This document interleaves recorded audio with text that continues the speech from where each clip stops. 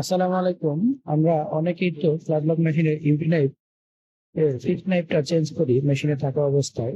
তো আমরা এইভাবে নিচে একটা কাপড় দিয়ে নিব। কাপড় দিয়ে নিলে যখন খুলবো তখন এই স্ক্রু গুলো যেন নিচে না পড়ে যায়, এই জন্য আমরা একটা কাপড় দিয়ে তখন এটাকে আমরা সঠিকভাবে কাজ করব। এরপরে নতুন যে নাইফটা আনবো সেটাকে পজিশন মতন রেখে এরপরে আগে সর্বপ্রথম আমরা মাঝখানে নাটটাকে লাগাবো। তো এই নাটটা একটু বড় আছে, লাগাইতে সুবিধা হয়।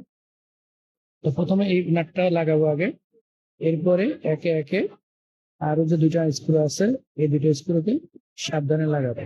আর কাপড়টা দেওয়ার উদ্দেশ্য এটাই যেন খুলে পড়ে না যায়, মানে আরেকটা স্ক্রু ভিতরে পড়ে গিয়ে মেশিনটা জ্যাম হয়ে যাবে কিংবা ঝামেলা হবে, এই জন্য কাপড়টা দেওয়া।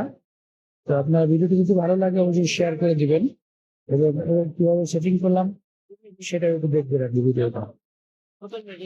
তো একা একা ভিডিও করা তো ওই জন্য আর কি সমস্যা হইতেছে।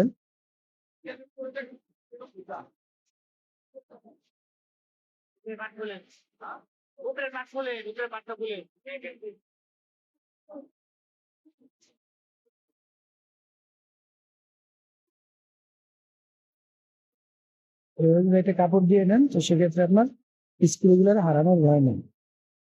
তো ভিডিওটি ভালো লাগলে অবশ্যই শেয়ার করে দিবেন। ধন্যবাদ।